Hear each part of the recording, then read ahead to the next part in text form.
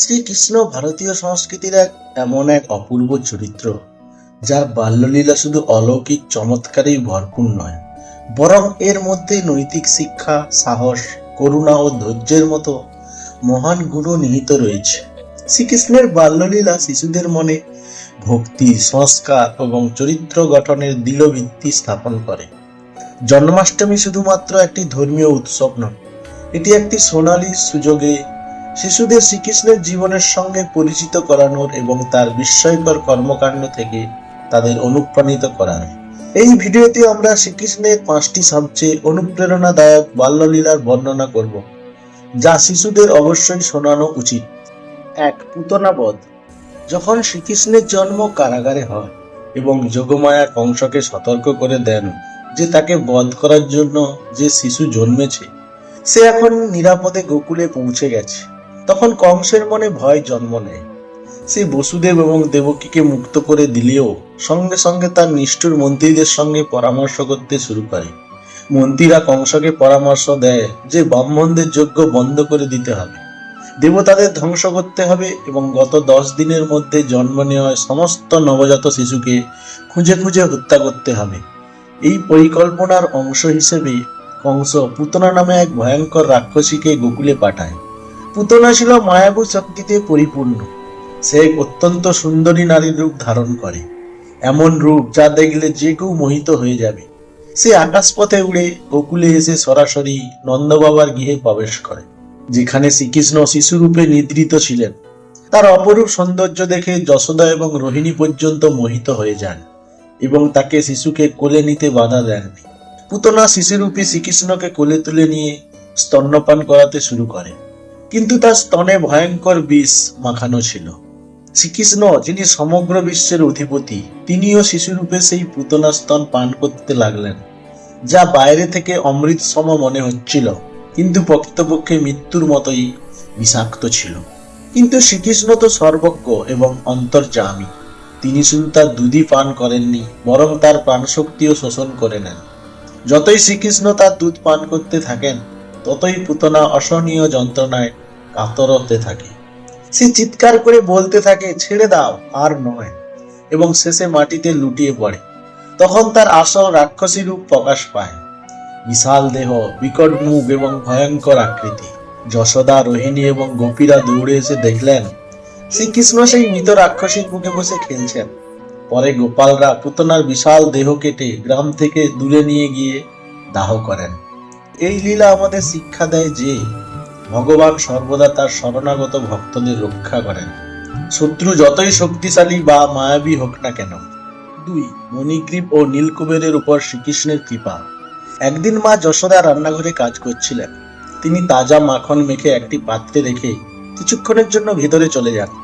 এই সুযোগে নটকাট বালক শ্রীকৃষ্ণ চুপি চুপি সেই মাখন তুলে নিলেন। তিনি নিজে কিছু মাখন খেলেন এবং বাকি মাখন বানরদের মধ্যে বিলিয়ে দিতে লাগলেন। যখন যশোদা ফিরে এলেন, তখন দেখলেন মাখন নেই, আর শ্রীকৃষ্ণ মাখন খাচ্ছেন এবং বানরদেরও খাওয়াচ্ছেন। এটি দেখে তিনি রাগান্বিত হলেন। তিনি শ্রীকৃষ্ণকে শাস্তি দেওয়ার জন্য দড়ি দিয়ে বেঁধে রাখার সিদ্ধান্ত নিলেন। কিন্তু আশ্চর্যের বিষয়, তিনি যত দড়ি আনেন সবই ছোট হয়ে যায়। শ্রীকৃষ্ণের এই অলৌকিক মায়া দেখে মা যশোদা বিস্মিত হয়ে গেলেন, কিন্তু তার মাতৃস্নেহ ও আন্তরিক প্রচেষ্টায় সন্তুষ্ট হয়ে শ্রীকৃষ্ণ নিজেই তার মায়া সমাপ্ত করলেন এবং দড়িটিকে যথেষ্ট লম্বা হতে দিলেন। তখন মা যশোদা তাকে একটি ভারী উখলের সঙ্গে বেঁধে রেখে নিজের কাজে ব্যস্ত হয়ে পড়লেন। এদিকে বাঁধা অবস্থাতেও শ্রীকৃষ্ণ খেলতে খেলতে সেই উখলটিকে টেনে বাইরে নিয়ে গেলেন। আঙিনার কাছে 2টি বিশাল বৃক্ষ ছিল, যাদের যমজ অর্জুন বলা হতো। আসলে তারা ছিলেন 2 দেবপুত্র, মণিগ্রীব এবং নীলকুবের। পূর্বজন্মে অহংকার ও উদ্ধত আচরণের কারণে দেবর্ষি নারদ তাকে বৃক্ষ হওয়ার অভিশাপ দিয়েছিলেন।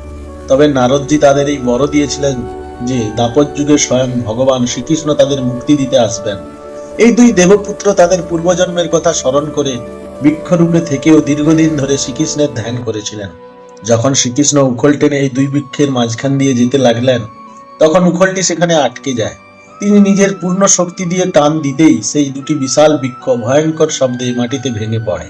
বৃক্ষদ্বয় ভেঙে পড়ার সঙ্গে সঙ্গে সেখান থেকে 2 উজ্জ্বল দিব্য পুরুষ প্রকাশিত হলেন। তারা ভগবান শ্রীকৃষ্ণকে প্রণাম করে তার চরণে নত হলেন তারা নিজেদের অপরাধের জন্য ক্ষমা প্রার্থনা করলেন এবং জানালেন যে তারা কুবেরের পুত্র, যারা নারদের অভিশাপে এই রূপ পেয়েছিলেন।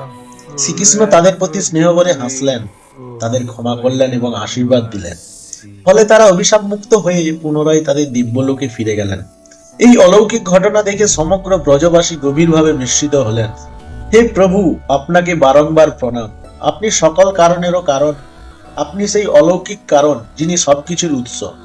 আপনি সমস্ত শাস্ত্রের সিদ্ধিদাতা এবং আপনি সকল জীবের অন্তরে বিরাজমান সর্বাত্মা। এই লীলা আমাদের শিক্ষা দেয় যে অহংকারে নিমজ্জিত ব্যক্তিও ভগবানের কৃপায় মুক্তি ও পরিত্রাণ লাভ করতে পারে। 3. বকাসুর বধ। মথুরার অত্যাচারী রাজা কংস সর্বদা এই চেষ্টায় লিপ্ত ছিল যে কোনো উপায়ে শ্রীকৃষ্ণকে হত্যা করা যায়, কিন্তু তার সমস্ত চেষ্টা ব্যর্থ হচ্ছিল। একের পর এক অসুর শ্রীকৃষ্ণের হাতে নিহত হচ্ছিল। এই ধারাবাহিকতায় সে আরো ভয়ঙ্কর দানবকে পাঠালো, যে এবার বগলা পাখির রূপ ধারণ করে এলো। তার বগলার মতো আকৃতির কারণেই সে বকাসুর নামে পরিচিত। তার একমাত্র উদ্দেশ্য ছিল যেভাবেই হোক শ্রীকৃষ্ণকে বিনাশ করা। দুপুরের সময় শ্রীকৃষ্ণ গরুগুলিকে জঙ্গলে চড়িয়ে এনে ভোজনের পর একটি বৃক্ষের ছায়ায় বিশ্রাম করছিলেন। কিছু গোবালক জলপান করার জন্য যমুনা নদীর তীরে গেল। হঠাৎ সেখানে তারা এক বিশাল বক সদৃশ রাক্ষসকে দেখে ভয়ে চিৎকার করে উঠল। তার চঞ্চু ছিল অত্যন্ত দীর্ঘ, চোখ ছিল ভয়ঙ্কর এবং তার আকার সাধারণ পাখিদের তুলনায় বহু গুণ বড়। গোবালকদের চিৎকার শুনে শ্রীকৃষ্ণ সঙ্গে সঙ্গে উঠে দাঁড়ালেন এবং বিন্দুমাত্র দ্বিধা না করে সেই দিকেই ছুটে গেলেন যেদিক থেকে শব্দ আসছিল। যমুনার তীরে পৌঁছে তিনি বকাসুরকে দেখেই বুঝতে পারলেন এটি কোনো সাধারণ প্রাণী নয়, বরং এক মায়াবী দানব। শ্রীকৃষ্ণের চোখে তখন তেজ দীপ্ত হয়ে উঠল এবং তার অন্তরে শক্তির প্রবল সঞ্চার হলো। তিনি নির্ভয়ে বকাসুরের কাছে পৌঁছে তার গলা শক্ত করে ধরে ফেললেন। মুহূর্তের মধ্যেই তিনি এমন জোরে তার গলা মুচড়ে দিলেন যে তার চোখ বাইরে বেরিয়ে এলো এবং সে নিজের প্রকৃত রাক্ষস রূপে ফিরে মাটিতে লুটিয়ে পড়ল। এই দৃশ্য দেখে গোবালকেরা বিস্ময়ে হতবাক হয়ে গেল। তারা বিশ্বাসই করতে পারছিল না যে তাদের প্রিয় বন্ধু ছোট্ট কানাইয়া একাই এত বিশাল ও ভয়ঙ্কর রাক্ষসকে বধ করতে পারে। সন্ধ্যা না হতেই এই সংবাদ সমগ্র গোকুলে ছড়িয়ে পড়ল এবং সর্বত্র শ্রীকৃষ্ণের মহিমার গান গাওয়া হতে লাগলো। এখন গোপ ও গোপীরাও তাকে তা সাধারণ বালক বলে মনে করল না, বরং এক দিব্য অবতার হিসাবে মানতে শুরু করল। সমগ্র জগতের আত্মা সেই বালক ভগবান শ্রীকৃষ্ণ বকাসুরের গলা ধরে তাকে যন্ত্রণায় পরাস্ত করলেন। ফলে সেই নিশাচর রাক্ষস মাটিতে পতিত হইল। ধর্মের পথা চলা ব্যক্তিকে কখনোই ভয় পাওয়া উচিত নয়, কারণ সত্য ও সাহসের শক্তিতে যে কোনো বিপদকে পরাজিত করা সম্ভব। 4. গোবর্ধন লীলা। একদিন শ্রীকৃষ্ণ তার গোপসখা ও গরুগুলির সঙ্গে গোবর্ধন পর্বতের দিকে পৌঁছালেন। সেখানে গিয়ে তিনি দেখলেন গোপীরা অত্যন্ত ভক্তি এবং শ্রদ্ধার সঙ্গে ইন্দ্রদেবের পূজার জন্য 56 প্রকার ভোগ সাজিয়ে রেখেছেন এবং আনন্দের সঙ্গে নাচ গান করে উৎসব পালন করছেন। শ্রীকৃষ্ণ কৌতূহল ভরে এর কারণ জানতে চাইলে তাকে বলা হলো যে আজ ইন্দ্রযজ্ঞ, সেই বিশেষ দিন যেদিন ইন্দ্রদেবের পূজা করা হয়। বিশ্বাস করা হয় এতে ইন্দ্র প্রসন্ন হয়ে প্রচুর বৃষ্টি দেন এবং ফলে শস্যের প্রাচুর্য হয়। একথা শুনে শ্রীকৃষ্ণ যুক্তি দিয়ে বললেন, ইন্দ্রদেবের চেয়ে গোবর্ধন পর্বতই আমাদের জন্য অধিক গুরুত্বপূর্ণ ও শক্তিশালী, কারণ এই পর্বতের ছায়াতেই আমরা বাস করি। এখানেই আমাদের গরুগুলি চড়ায় এবং এর বন জঙ্গল ও উদ্ভিদ আমাদের জীবন ধারণে সহায়তা করে। তিনি ব্রজবাসীদের বোঝালেন যে প্রকৃতি, গরু এবং গোবর্ধন পর্বতের পূজাই প্রকৃতপক্ষে অধিক গুরুত্বপূর্ণ। অনেক আলোচনা ও চিন্তা ভাবনার পর সকলেই শ্রীকৃষ্ণের কথা মেনে নিলেন। এরপর গোবর্ধন পূজার এক মহৎ আয়োজন করা হলো। প্রতিটি বাড়ি থেকে নানা প্রকার সুস্বাদু খাবার এনে গোবর্ধন পর্বতের পাদদেশে সাজানো হলো এবং শ্রীকৃষ্ণের নির্দেশ অনুযায়ী পর্বতের পূজা করা হলো। তখন শ্রীকৃষ্ণ নিজেই গোবর্ধন রূপ ধারণ করে সকলের অন্নভোগ গ্রহণ করলেন। এই অলৌকিক দৃশ্য দেখে সেখানে উপস্থিত নারদ মুনি সমস্ত ঘটনা ইন্দ্রদেবকে জানিয়ে দিলেন। এতে ইন্দ্রের মনে ভুল ধারণা জন্মালো যে শ্রীকৃষ্ণ তার সম্মান ও কর্তৃত্বকে চ্যালেঞ্জ করছেন। ক্রুদ্ধ হয়ে ইন্দ্র আকাশের মেঘদের আদেশ দিলেন যেন তারা গোকুলে এমন ভয়ঙ্কর বৃষ্টি বর্ষণ করে যা প্রলয়ের মতো ধ্বংস ডেকে আনবে। প্রবল বর্ষণ ও ঝড়ে ব্রজবাসীরা আতঙ্কিত হয়ে পড়লেন এবং আশ্রয়ের জন্য শ্রীকৃষ্ণের কাছে ছুটে এলেন। তখন শ্রীকৃষ্ণ তাদের গোবর্ধন পর্বতের পাদদেশে আসতে বললেন এবং নিজের কনিষ্ঠ আঙুলের উপর সম্পূর্ণ গোবর্ধন পর্বত তুলে ছাতার মতো ধরে রাখলেন।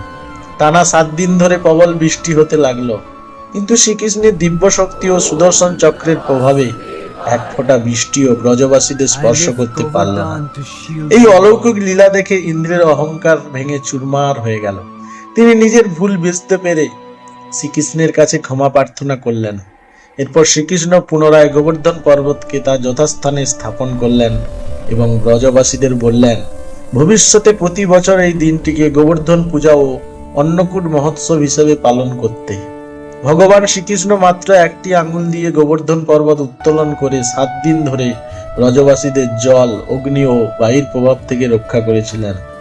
এই লীলা আমাদের শিক্ষা দেয় যে প্রকৃতির সুরক্ষা এবং অহংকারের বিনাশের মধ্যেই প্রকৃত ভক্তির সারার্থ নিহিত। 5. শকটাসুর বধ। একদিন যখন নন্দে শ্রীকৃষ্ণ গভীর নিদ্রায় মগ্ন ছিলেন, তখন মা যশোদা তাকে আঙ্গিনায় একটি বড় গাড়ির নিচে শুইয়ে দেন, যাতে তিনি রোদের তাপ থেকে রক্ষা পান এবং শীতল বাতাসও পান। এরপর তিনি যমুনায় স্নানের জন্য চলে গেলেন, কিন্তু তার মন অজানা আশঙ্কায় অস্থির হয়ে রইল। চিন্তিত হয়ে দ্বিতীয় ফিরে এলেন। বাড়িতে পৌঁছে দেখলেন সেই ভারী ছগড়াটি অর্থাৎ গাড়িটি উল্টে পড়ে আছে, তার চাকা আলাদা হয়ে গেছে, ধুরি ভেঙে গেছে এবং কাঠের টুকরোগুলো চারদিকে ছড়িয়ে রয়েছে। এই দৃশ্য দেখে তার গলা শুকিয়ে গেল এবং হৃদয় কেঁপে উঠল। কোথাও তার স্নেহের লাল সেই ভাঙা ছকটার নিচে চাপা পড়েনি তো? ভয় ও উদ্বেগে ব্যাকুল হয়ে তিনি ছুটে গেলেন। গাড়ির কাছে পৌঁছে তিনি দেখলেন শ্রীকৃষ্ণ সেই স্থানে সম্পূর্ণ নিরাপদে শুয়ে আছেন।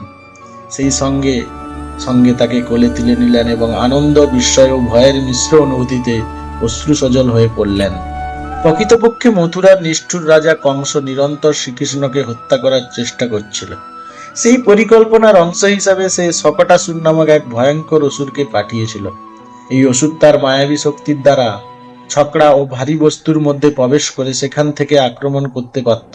যখন সে শ্রীকৃষ্ণকে একা ঘুমিয়ে থাকতে দেখল, তখন সে ছকড়ার মধ্যে প্রবেশ করলো এবং উপর থেকে পড়ে তাকে পিষে মারার চেষ্টা করলো। কিন্তু শ্রীকৃষ্ণ ছিলেন সর্বজ্ঞ পরমেশ্বর। তিনি খেলতে খেলতে নিজের ছোট্ট পদ দিয়ে এমন এক আঘাত করলেন যে সেই ছকড়াটি উল্টে গেল এবং শকটাসুর ছিটকে পড়ল। তার দেহ চূর্ণ বিচূর্ণ হয়ে গেল এবং সেখানেই তার মৃত্যু হলো। ভগবান শ্রীকৃষ্ণের পবিত্র চরণ স্পর্শে সেই পাপী অসুরও মোক্ষ লাভ করল এবং যমলোকের পরিবর্তে স্বর্গলোকে গমন করল। সর্বশক্তিমান ভগবান শ্রীকৃষ্ণ যদিও বালক রূপে তিনি ছিলেন, তবুও নিজের পদাঘাতে শকটাসুরকে চূর্ণ বিচূর্ণ করে তাকে মোক্ষ প্রদান করেছিলেন। অর্থাৎ যে ব্যক্তি ঈশ্বরের শরণে থাকে, কোনো বিপদই তার কোনো ক্ষতি করতে পারে না। এই 5টি বাল্যলীলা গভীর আধ্যাত্মিক ও নৈতিক শিক্ষায় পরিপূর্ণ। এগুলি কেবল অলৌকিক ঘটনা নয়, বরং এই সত্যের প্রমাণ যে সত্যিকারের ভক্ত, সে শিশু হোক বা প্রাপ্তবয়স্ক, ঈশ্বরের সুরক্ষায় সর্বদা নিরাপদ থাকে।